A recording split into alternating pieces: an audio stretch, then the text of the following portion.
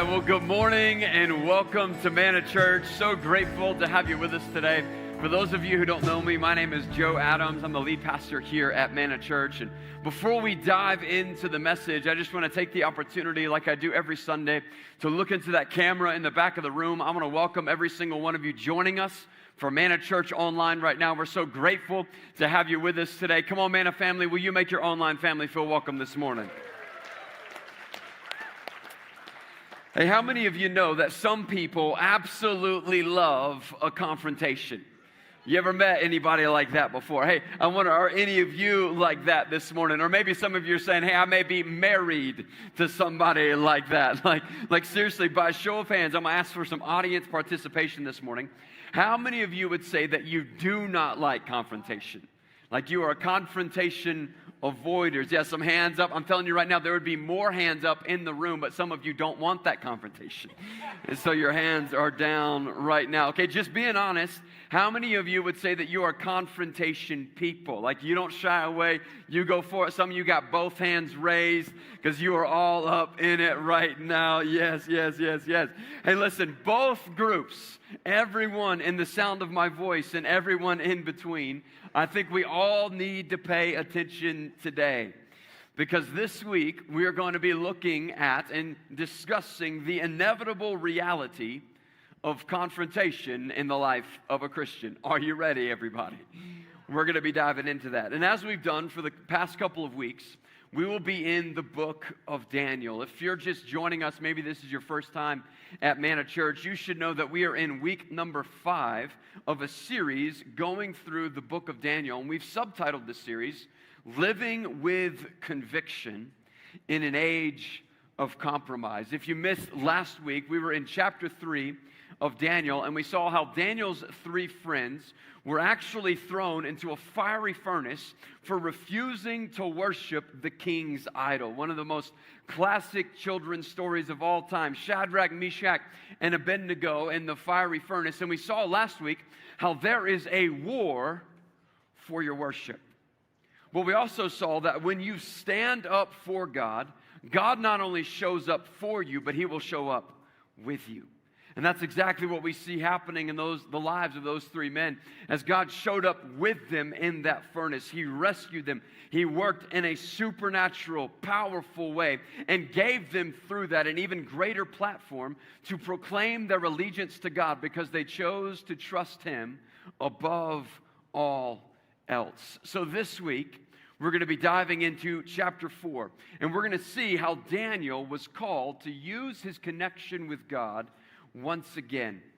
And as we're reintroduced to Daniel in chapter 4, we're going to see that he's been a man of conviction this entire time. And now he's about to get a powerful opportunity to speak some truth. So if you got your Bibles with you, turn with me to Daniel chapter 4. It's going to be in your handouts. It'll be on the screens as well. But as you go there, just know that what we see in the life of Daniel is we see a man who chooses to live with conviction in an age and a culture of compromise. When all of the pressure of the world was for him to conform to the Babylonian way, Daniel chose to honor God, and as a result, end up impacting an entire nation. Here's what you need to understand this morning. Sometimes, in order to stand up for God, you'll have to speak up to others. Did you realize that? Sometimes, in order to stand up for God, you will need to speak up to others, because the reality is confrontation is inevitable as a Christian. Now listen, we don't need to go looking for it. Are you hearing me? You don't need to go looking for confrontation. You don't need to go pursuing confrontation. But unless you've just committed your life to blending in with the crowd all of your days, sooner or later, you will have to step into some kind of confrontation. It could be something like your son or your daughter is headed in the wrong direction, and you need to step in. And even though it's hard for you parents, you got to have that tough conversation. But you want to do it in a way that doesn't push them away, right?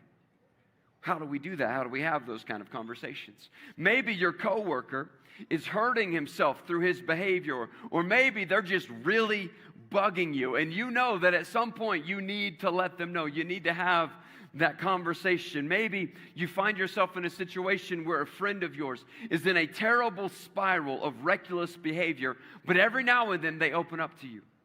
And they've given you an opportunity to speak into their lives. Maybe there are people that you know right now that do not know who Jesus, and you understand that there is an eternal reality to this world, and we will all spend an eternity either in heaven with God or forever separated from God in a very real place called hell. And at some point, you need to share with them the good news of who Jesus is and what He did for them. But you know, when you do that, they may get upset. They may get a little bit offended. Maybe for some of you, you've got a family member who's just difficult to be around. How many of you know everybody's got one of those in their family? Like, we all got them somewhere in the family. You're thinking, man, my family doesn't have any of those. Well, you might want to look in the mirror. I'm just saying. And so I believe as we study Daniel chapter 4 that we're going to see a healthy, life-giving, God-honoring way to have confrontation, to have these hard discussions. But before we dive into that, I want to make sure that we understand that there are a couple of extremes in this thing that we need to make sure that we avoid. We need to avoid these two extremes. If you're taking notes, write down the first one. Number one, we need to avoid the extreme of being unwilling to confront. This is that ultra-passive person. Now, I'm just going to be real. When I was looking out in the audience, 2/3 of you were raising your hand saying you don't like a confrontation. That's me too. If I can avoid it, I would. But if you are unwilling to confront, if you adopt this passive attitude in all situations, hey, that's just none of my business. Hey, we just got to learn to live and let live. Hey, who am I to judge what's going on? You will actually miss out on an opportunity to help people and to break into situations where it's necessary to bring justice or life or help in a difficult situation. There's a story, maybe you've heard of it before. Back in World War II, there was a man who was a part of a German church during the Nazi Holocaust. And he tells the story of how when he was in church, they would be there on a Sunday morning and they could hear the trains going by outside. And those trains had cattle cars full of Jews. And as those trains came by and the Jews saw a church near the train tracks, they began shouting and crying out, "Would you help us? Somebody help us. They're taking us away." And they had heard the stories of these concentration camps and these burning ovens, and they knew what was happening to them. But they thought to themselves, what in the world can we do? There's nothing we could do. But they knew every Sunday those trains were going to go by. So what they decided to do is as those trains came by, that's when they would start to sing their hymns. And as they heard the voices of those Jews crying out for help, they would choose to sing louder and louder to drown out the voices of these desperate people.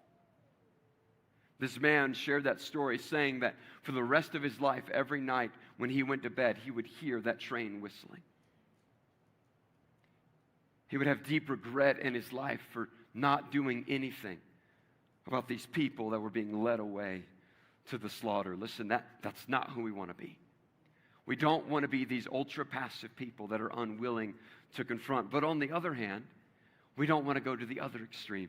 The other extreme, if you're taking notes, is those who unlovingly confront. These are those people that not just are okay with confrontation, but they enjoy confrontation. They go out of their way for a good confrontation. Anybody know someone like that? They're the person that's posting on Facebook all the time. Not because they have something to say, but because they're trying to get a rise out of somebody else. That's the kind of person that is always thinking of something to say and they can't keep their mouth shut. You know what I'm talking about? Unlovingly confront. Listen, there's a time and a place for confrontation, but in those confrontations, we need to learn to have them with grace and with love for the person that we are talking to. Those kind of people, they're more interested in scoring a point than making a difference. Hey, that's not God's heart for us, Manna Church. And so what I see so often is people of God either not taking a stand or taking a stand in the wrong way with horribly wrong motives. But in Daniel chapter 4, we are going to see a better way to take that stand, to have that confrontation in a way that is honoring to God and helpful to the person that you're having that conversation with. In Daniel chapter 4, verse 4, here's what it says. It says, I, Nebuchadnezzar, was at ease in my house and prospering in my palace. I saw a dream that made me afraid. Here we go, Nebuchadnezzar having another dream from God. We already saw that in Daniel chapter 2. It's happening again here in Daniel chapter 4. He says, as I lay in bed, the fancies and the visions of my head alarmed me. So I made a decree that all the wise men of Babylon should be brought before me, that they might make known to me the interpretation of my dream. And so he brought in all these wise men, and they could not give the interpretation at all. They would not give the interpretation. In fact, when you read this in several different translations, some versions say that the wise men, that the magicians, the Chaldeans, they could not interpret the dream. Other translations say they would not interpret the dream. In my personal opinion, it doesn't matter which way you go with this. You can agree to disagree, that's fine. But my personal opinion is that they would not interpret the dream. Because I'm going to read this dream to you in a little bit, and when you hear the dream, you're going to realize probably a third grader could have interpreted this dream for King Nebuchadnezzar. It was not like that far of a gap to get to the meaning of this dream. But there was common practice of the kings in those days to kill the messenger that brought the bad news. Like that was a common thing. Hey, oh king, this is not a good dream for you. God is going to bring some judgment into your life if you don't turn from your ways. And I think what was going on there is these wise men heard this dream and they said, oh no, I ain't telling him that. Like, oh king, like I don't know what that means. It's a tough one. Maybe you should. Hey, how about Frank? I think Frank probably knows the interpretation. How about I go get him real quick? And they just left it there. And so King Nebuchadnezzar reaches out to the same guy that interpreted his dream 20 years prior. That would be Daniel. And so he calls on him. He has this another crazy dream that's stealing his sleep. And he calls on Daniel. And so Daniel comes to the king. And the king tells him, remember in chapter 2, he didn't even tell him the dream. In chapter 4, he's going to tell him the dream. Let's read it in verse 10. He says, I saw and behold a tree in the midst of the earth, and its height was great. The tree grew and became strong, and its top reached to heaven, and it was visible to the end of the whole earth. By the way, you should understand that King Nebuchadnezzar was the most powerful king in the entire world at this time. Its leaves were beautiful and its fruit abundant, and in it was food for all. The beasts of the field felt shade under it, and the birds of the heavens lived in its branches, and all flesh was fed from it. I saw in the visions of my head as I lay in bed, and behold, a watcher, a holy one, came down from heaven, and he proclaimed aloud and said thus, chop down the tree and lop off its branches, strip off its leaves and scatter its fruit. Let the beasts flee from under it and the birds from its branches, but leave the stump of its roots in the earth, bound with a band of iron and bronze, amid the tender grass of the field. And let him be wet with the dew of heaven. Let his portion be with the beasts and the grass of the earth. Let his mind be changed from a man's, and let a beast's mind be given to him. And let 7 periods of time pass over him. This sentence is by the decree of the watchers, the decision by the word of the holy ones, to the end that the living may know that the Most High rules the kingdom of men, and gives it to whom he will, and sets over it the lowliest of men. This dream I, King Nebuchadnezzar, saw, and you, O Belteshazzar. Belteshazzar is the Babylonian name that was given to Daniel. Tell me the interpretation, because all the wise men of my kingdom are not able to make known to me the interpretation. But you are able, watch this, for the spirit of the holy gods is in you. See, King Nebuchadnezzar knew that Daniel walked in a different authority, that Daniel walked with a different spirit, that the Spirit of God was upon him. And here we have once again a God-given dream to Nebuchadnezzar. Now here's what we need to think about this morning. Think about who Nebuchadnezzar was in Daniel's life. Nebuchadnezzar is the one who led the campaign that conquered Judah and caused Daniel and his people to be taken from their homeland and brought into captivity as exiles in the land of Babylon. Nebuchadnezzar was the one that commanded that Daniel and his friends be taken from their families and brought into the king's court for a 3-year re-education camp. Nebuchadnezzar was the one that also had Daniel and his friends added to the cadre of eunuchs in his court. In other words, they were surgically sterilized. I'm not going to explain what that means. We got some young ears in the room. Nebuchadnezzar was also the one who personally ordered the death of Daniel and his friends with all the wise men when no one could make known the dream that he had in chapter 2. Nebuchadnezzar was the one that we just saw last week in Daniel chapter 3, who threw Daniel's 3 friends into a fiery furnace because they refused to bow down and worship the golden image that he made of himself. Nebuchadnezzar stands for so much that violates the nature and the law of God. I mean, if you think about it, if there was ever a person that Daniel had a right to hate and despise, it was this king, is it not? And so Daniel has tremendous power in this moment. He has the opportunity to exalt himself. He has the opportunity to exact revenge. He has the opportunity to demand some large payment for the interpretation of this dream. He doesn't do any of that. I think it's so convicting and powerful. Listen to how Daniel responds to King Nebuchadnezzar in verse 19. It says, "Then Daniel, whose name was Belteshazzar, was dismayed for a while, and his thoughts alarmed him." And here's what he says. He says, "My Lord, may the dream be for those who hate you, and its interpretation for your enemies." In other words, Daniel doesn't wish harm on the king. Daniel has forgiven the king for all the wrongs that he's done against him. In fact, Daniel in this moment, he honors the king. It even says that he was dismayed. There was genuine sorrow in his heart when he realizes what God is saying is about to happen to King Nebuchadnezzar. His heart is dismayed, and so he gets real quiet for a moment, and I think he's tempted to not want to interpret it, just like all the wise men before him. And how many of you know we do this sometimes too, right?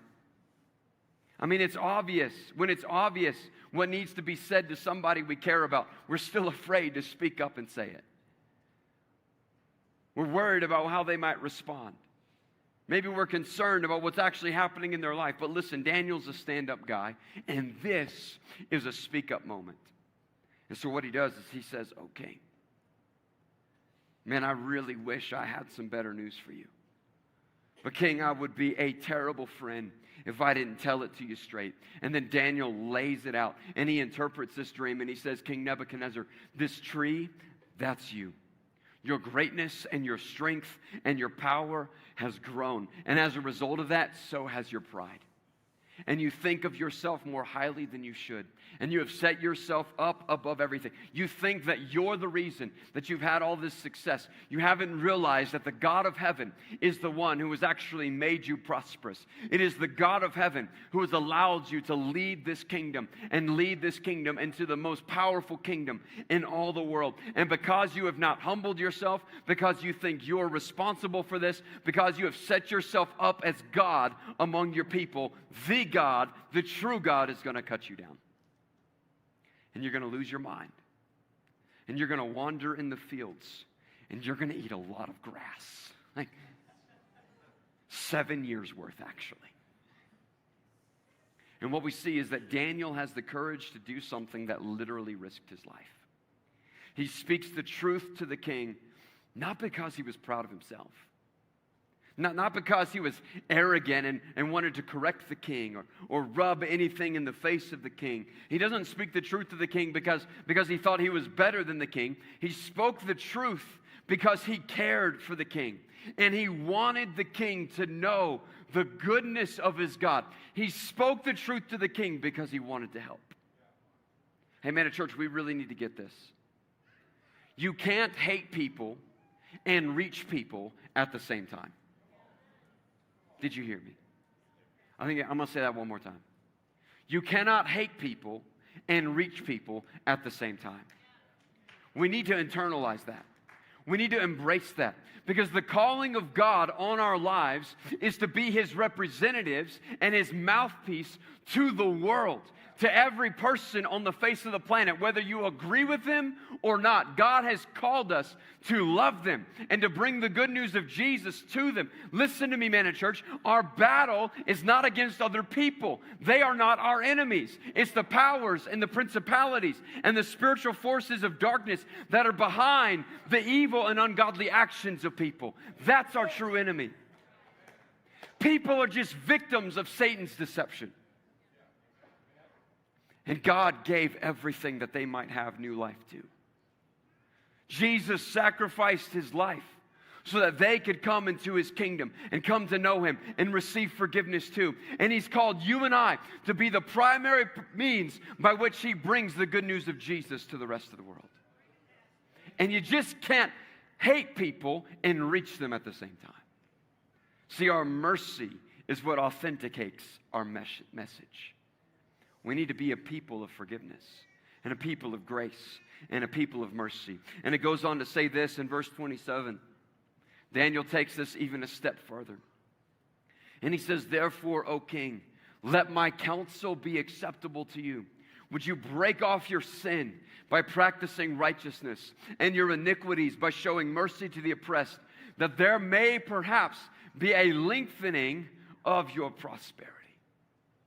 And as we read Daniel chapter 4, we see him demonstrate for us the right way to confront somebody. It's what I would describe as the truth and grace paradigm. Daniel extends compassion and love and grace to King Nebuchadnezzar. He doesn't want him to go through what he's about to go through. Yet he also has the courage to tell him the truth and suggest a way to avoid what is to come. That's what Daniel does. And this also is so important for us to get. In fact, if you're taking notes, write this down for me. When it comes to confrontation, we need both grace and truth. Somebody say grace. Everybody else say truth. We need both. Not one over the other. We need both. Listen to me. Truth without grace crushes people. And it ceases to be truth.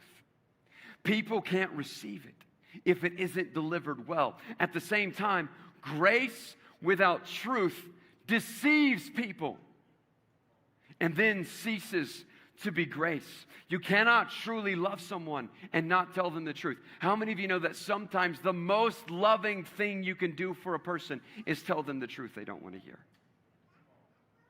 Because it's what's best for them.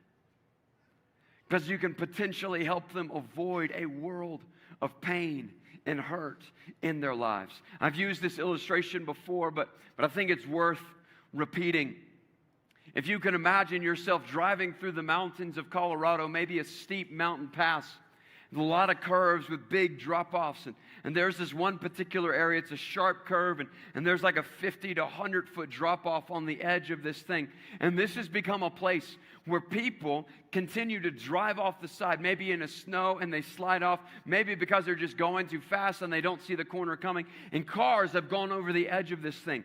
Truth people, there's truth people and there's grace people. We need to be truth and grace people. Truth people, here's what they would do in that situation. Truth people are quick to post a bunch of warning signs. Hey, caution, steep curve ahead. They are quick to put up a guardrail around this thing. Hey, you don't want to go over the edge of this thing. They're quick to say, hey, watch out for the cliff. The cliff is coming. It can kill you. It can destroy your life. But if somebody sees the warning signs and they still don't slow down and they go through that guardrail and they end up at the bottom of that cliff and they are hurt and they are in pain, you know what truth people do? We told you to slow down. We put a guardrail up there for a reason. Grace people do the opposite. They don't even post the signs. They don't even throw up a guardrail, but man, they care about people.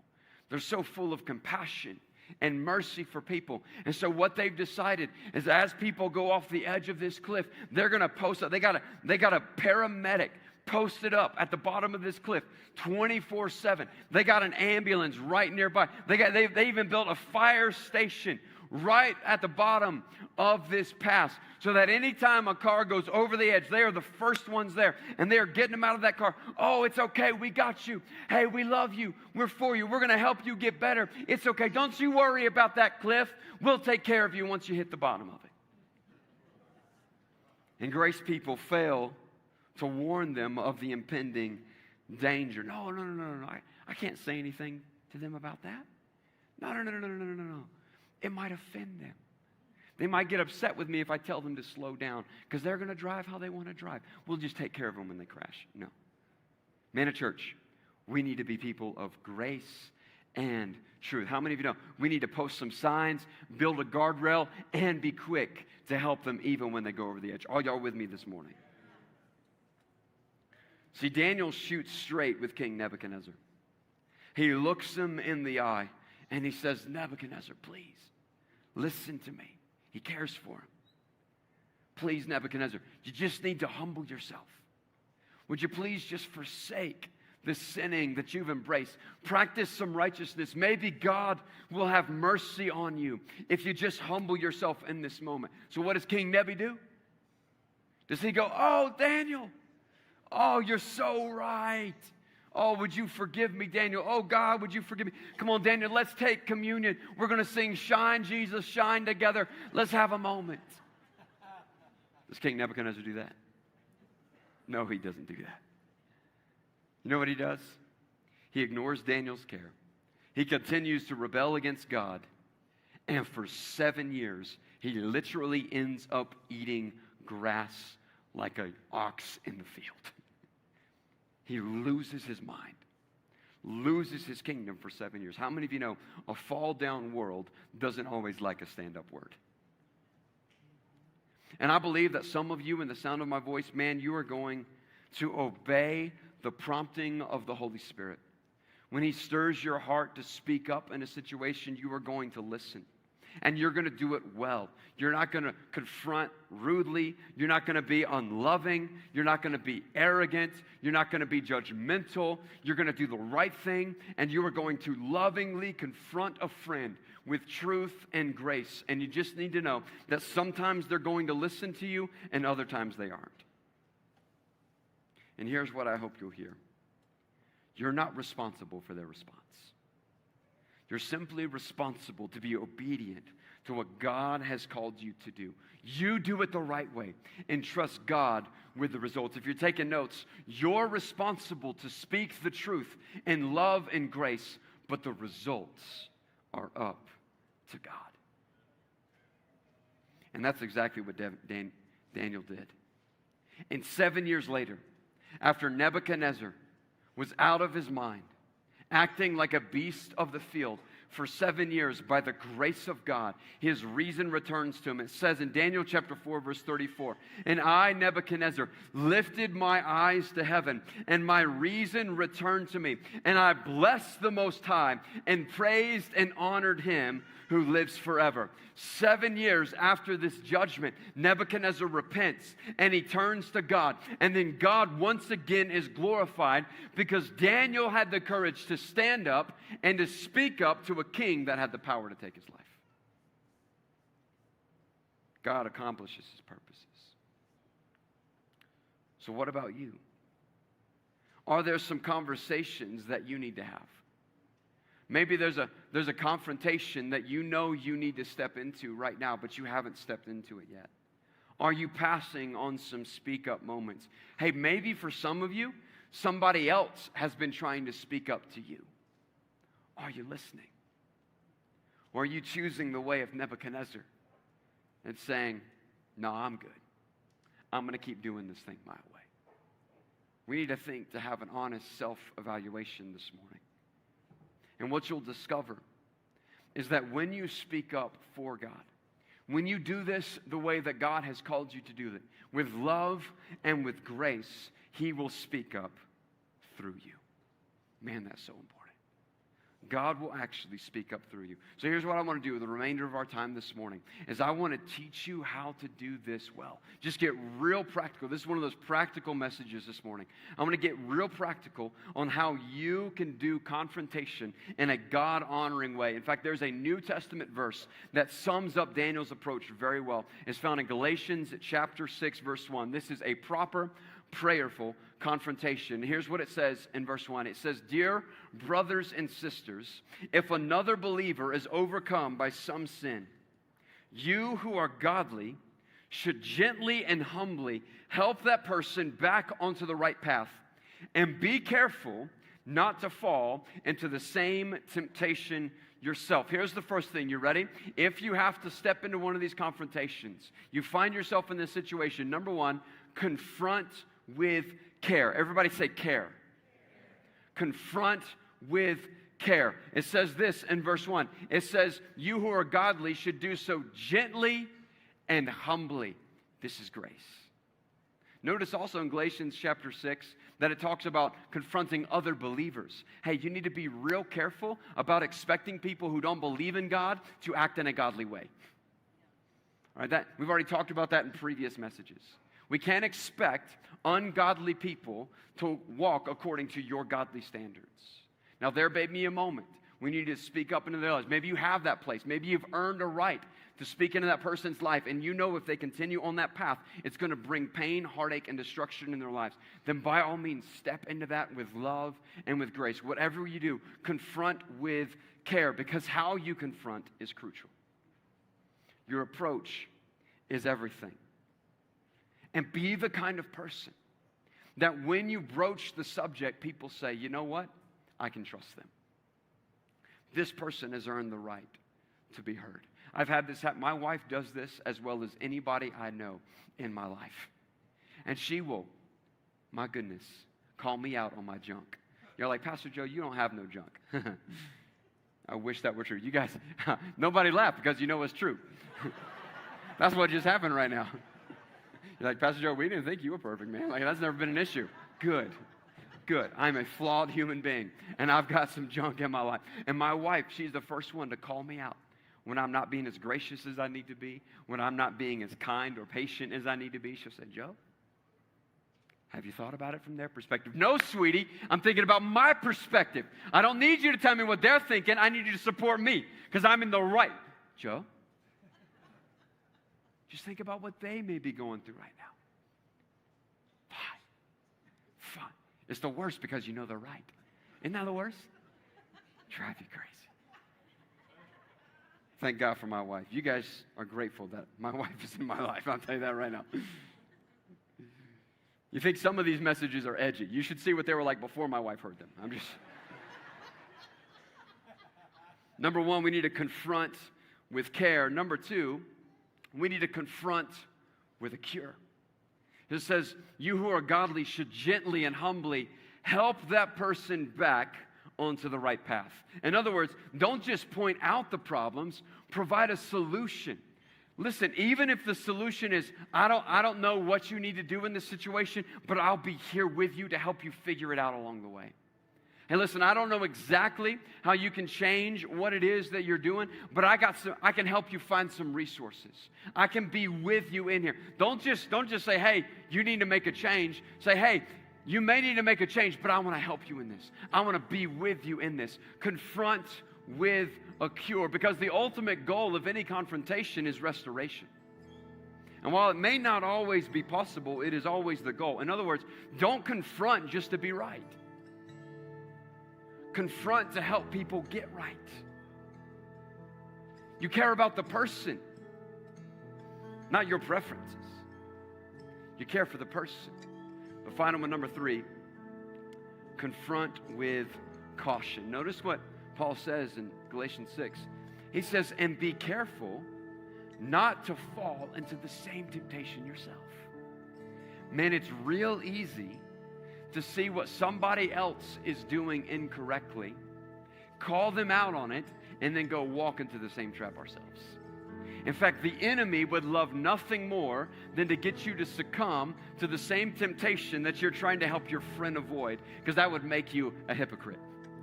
That would make you an unreliable source. Paul understands this. He says, hey, be careful not to fall into the same temptation. Confront with caution. We need to avoid the same sin that Nebuchadnezzar fell into, and that's the sin of pride. Don't be that person that says, hey, look at me, fixing everybody else's problems. Hey, I'm so spiritual, and they're just not. Wow. Man, I got this thing figured out. What would you people do without me? We do a whole lot better without you. I'm telling you right now. Like, your motive is so crucial in any kind of confrontation. Ask yourself this question before you have any confrontation. Do I genuinely want this person to draw closer to God as a result of this conversation? Or do I just want them to know how wrong they are and how right I am? Can you imagine if you were driving down I-25 and that person cut you off and you were going to bring a confrontation to let them know how wrong they were? You ask yourself this question first. I'm telling you, Colorado would be a much better place to drive. I'm telling you that right now. Like, do I want them to draw closer to God? Or do I just want to show how right I am? You are going to have opportunities to speak up in your life. When those opportunities come, number one, will you have the courage to speak the truth? Number two, will you do it with love and grace? Will you do it in a way that the person that you're bringing that truth to can actually receive it? Let me pray for you this morning.